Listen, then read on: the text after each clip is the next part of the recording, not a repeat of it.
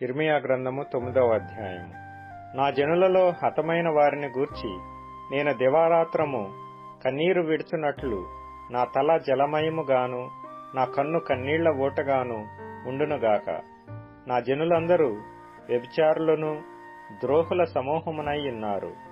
ఆహాహా, అరణ్యములో బాటసారుల బస నాకు దొరికిన ఎంత మేలు! నేను నా జనులను విడిచి వారి యొద్ద నుండి తొలగిపోవుదును. వెండ్లను త్రొక్కి వంచునట్లు అబద్ధమాడుటకై వారు తమ నాలుకను వంచుదురు. దేశములో తమకున్న బలమును నమ్మకముగా ఉపయోగపరచరు. నన్ను ఎరుగక కీడు వెంట కీడు చేయుచూ ప్రవర్తించుచున్నారు. ఇదే యెహోవా వాక్కు. మీలో ప్రతివాడును తన పొరుగువాని విషయమై జాగ్రత్తగా నుండవలెను. ఏ సహోదరుని నైనను నమ్మకుడి. నిజముగా ప్రతి సహోదరుడును తంత్రగొట్టై తన సహోదరుని కొంపముంచును. ప్రతి పొరుగువాడును కొండెములు చెప్పుటకై తిరుగులాడుచున్నాడు. సత్యము పలుకక ప్రతివాడును తన పొరుగువానిని వంచించును. అబద్ధములాడుట తమ నాలుకలకు అభ్యాసము చేసి ఉన్నారు. ఎదుటివాని తప్పులు పట్టవలనని ప్రయాసపడుదురు. నీ నివాస స్థలము కాపట్యము మధ్యనే ఉన్నది. వారు కపటులై నన్ను తెలుసుకొననొల్లకున్నారు. ఇదే యెహోవా వాక్కు.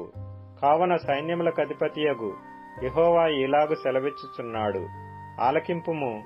వారిని చొక్కము చేయునట్లుగా నేను వారిని కరగించుచున్నాను. నా జనులను బట్టి నేను మరేమి చేయుదును? వారి నాలుక ఘాతుక బాణము, అది కాపట్యము పలుకుచున్నది. ఒకడు మనస్సులో వంచనాభిప్రాయముంచుకొని నోట తన పొరుగువానితో సమాధానముగా మాటలాడును.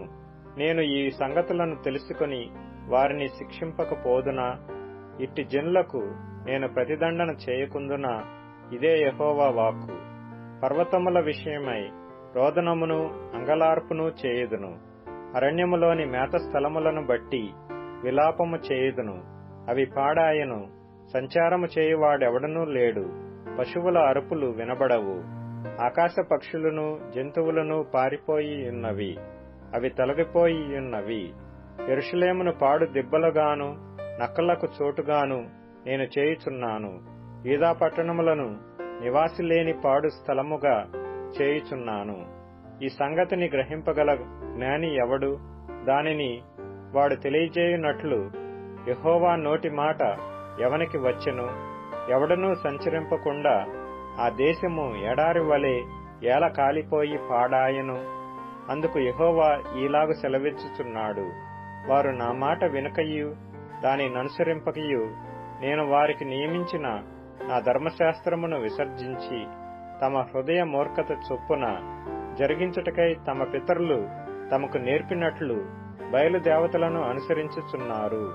గనుకనే వారి దేశము పాడైపోయెను. సైన్యములకు అధిపతియు ఇశ్రాయేలు దేవుడునగు యెహోవా ఇలాగు సెలవిచ్చుచున్నాడు. నేను ఈ ప్రజలకు చేదు కూరలు తినిపింతును, విషజలము త్రాగింతును. తామైనను తమ పితరులైనను ఎరుగని జనములలోనికి వారిని చెదరగొట్టుతును. వారిని నిర్మూలము చేయు వరకు వారి వెంబడి ఖడ్గమును పంపుదును. సైన్యములకు అధిపతియగు యెహోవా ఇలాగు సెలవిచ్చుచున్నాడు. ఆలోచింపుడి. రోదనము చేయు స్త్రీలను కనుగొనుడి. వారిని పిలువనంపుడి. తెలివిగల స్త్రీలను కనుగొనుడి. వారిని పిలువనంపుడి. మన కన్నులు కన్నీళ్లు విడుచున్నట్లుగాను మన కనురెప్పల నుండి నీళ్లు ఒలుకునట్లుగాను వారు త్వరపడి మనకు రోదన ధ్వని చేయవలెను. మనము వలసబోతిమే, సిగ్గునొందితిమే. వారు మన నివాసములను పడగొట్టగా మనము దేశము విడవవలసి వచ్చినే అని సీయోనులో రోదన ధ్వని వినబడుచున్నది. స్త్రీలారా, యెహోవా మాట వినుడి. మీరు చెవియొగ్గి ఆయన నోటి మాట ఆలకించుడి. మీ కుమార్తెలకు రోదనము చేయ నేర్పుడి. ఒకరికొకరు అంగలార్పు విద్య నేర్పుడి. వీధులలో పసిపిల్లలు లేకుండను, రాజమార్గములలో యవ్వనులు లేకుండను వారిని నాశనము చేయుటకై మరణము మన కిటికీలను ఎక్కుచున్నది, మన నగరులలో ప్రవేశించుచున్నది. యెహోవా వాక్కు ఇదే. నీవీ మాట చెప్పుము. చేల మీద పెంట పడునట్లు పంట కోయు వాని వెనుక పిడికిళ్లు పడునట్లు ఎవడనూ సమకూర్చకుండా మనుష్యుల శవములు పడును, వాటిని కూర్చువాడెవడనూ లేకపోవును. యెహోవా ఇలాగ సెలవిచ్చుచున్నాడు, జ్ఞాని తన జ్ఞానమును బట్టియు శూరుడు తన శౌర్యమును బట్టియు అతిశయింపకూడదు. ఐశ్వర్యవంతుడు తన ఐశ్వర్యమును బట్టి అతిశయింపకూడదు. అతిశయించువాడు దేనిని బట్టి అతిశయింపవలననగా, భూమి మీద కృప చూపుచు నీతి న్యాయములు జరిగించుచున్న యెహోవాను నేనేయని గ్రహించి నన్ను పరిశీలనగా తెలుసుకొనుటను బట్టియే అతిశయింపవలెను. అట్టి వాటిలో నేనానందించువాడనని యెహోవా సెలవిచ్చుచున్నాడు.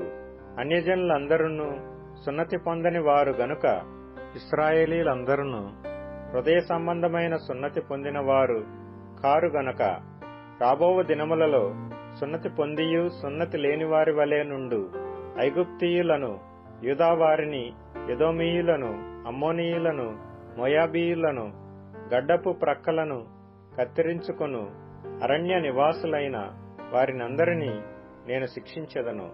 ఇదే యెహోవా వాక్కు.